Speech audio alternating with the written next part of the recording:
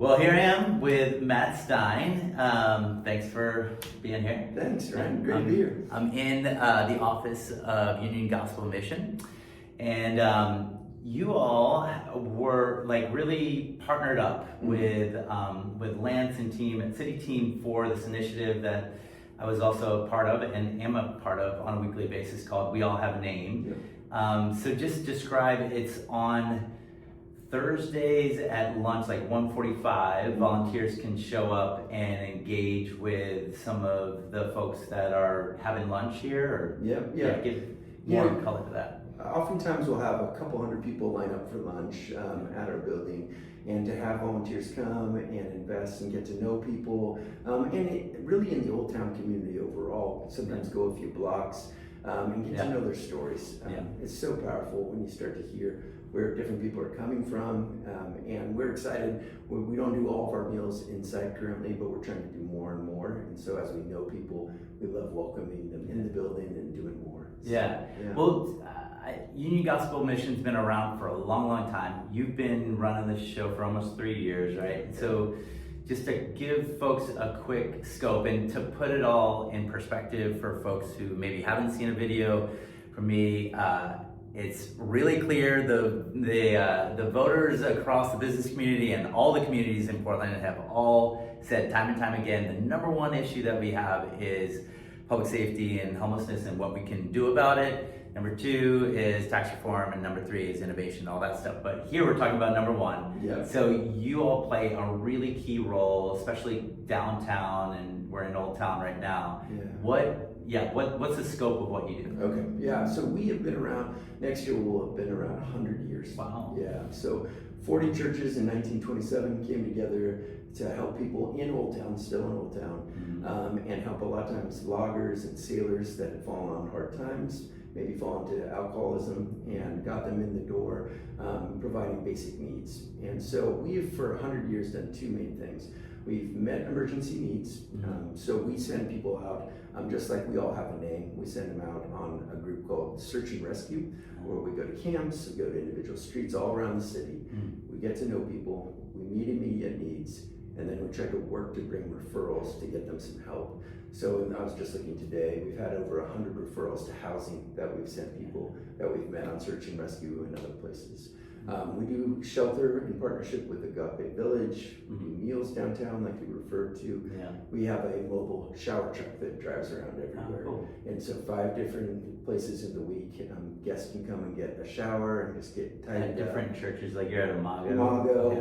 In front of our place on Wednesdays, different church, Salvation Army and us partner together, and we do showers when their shelter people are coming out, when their guests are coming out. We have the shelter van right there for them to take a shower. So basic dignity on that front. And we talked about this before, similar to CityTeam and several others in Old Town, you believe in a more of a cohort model of kind of working through recovery together, believing in higher power, all of that, versus some more government-sponsored stuff that is more like we want to treat you independently as an individual person, and it's not as much cohort. Correct. I mean, the phrase is, and I've heard Lance say it before, the phrase is, addiction thrives in isolation, and community is where you see recovery. And so we bring people in, we do emergency services, but then we do programming.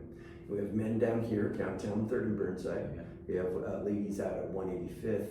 And they come in, they're in a cohort, communities of about 30 to 40 people, and they spend a year working holistically on all the areas of their life they want to see progress in and some transformation. So education, addiction recovery curriculum, faith-based curriculum for sure, work therapy, we have counseling for our men and women, trained counselors, licensed counselors.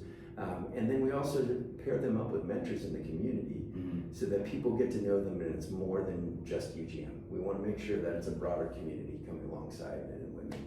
And then they get jobs a lot of the time? So. Yeah, on the back end, when they finish and they graduate, then they go into our aftercare program. And you can be working. If you want, we have housing for many, and it's at reduced program fees. It's a great price. And they are also still in community, just not the large community that they've been in. And they do that typically for 1, sometimes even up to 2 years. And people would say it's a 5-year journey to really do the full recovery process. And we try to get them as far down the road as we can. We know it won't always be programmed, but step by step, more autonomy. Yeah. Things like that. Wow, yeah, that's a long-term commitment. It is. Yeah. It is. It takes time, but at the same time, being here 3 years, I've watched the most powerful thing for me watching has been people starting and fighting for the change in their lives. Yeah. I mean, I volunteer weekly in Old Town for We All Have a Name, and man, to your point, like we'll interact with maybe 25 folks, and typically one person in that 25 is like, I need to drastically change my life, and like I can't do it on my own. I got to be in a program. And so they'll take, and they might not fill out the application to like start but like they're like that close. Right there. Yeah. So it's been incredibly profound.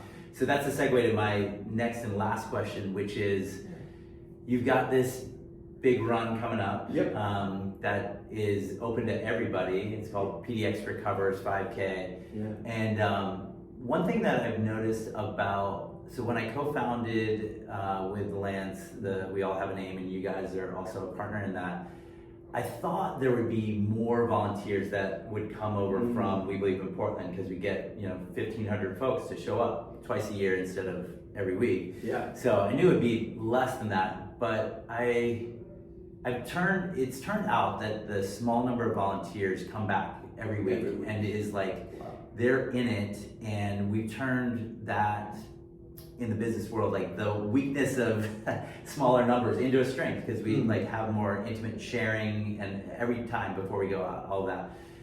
In this case, this is a once a year event, and I think like, because it's a run, it's kind of a hybrid in between We Believe in Portland and We All Have a Name, in that it's not like you're gonna see really hard things, but you will have proximity to folks going through addiction and fighting that. And physical activity is a big part of that, because that's a healthy, it's not an addiction. Running's not an addiction, but it's a healthy thing. A healthy, a healthy habit. Right? Yes. Absolutely. So it's July 11th. Like, tell me, this is the first year. Some of the heart behind it, I think it's twofold. One, this isn't just on behalf of men and women in recovery, and we've tried to broaden the community. It's not just UGM. It's meant to be any of the organizations working with people in recovery are welcome for free to bring their people to come and jog with us. But to begin with, it is making sure that our residents have that holistic opportunity to have a goal and also to be celebrated. Too often in their lives, every person that you and I meet has a backstory, and you watch that backstory, it's often filled with trauma. And I've seen so many men and women that haven't ever been really cheered on or said great job.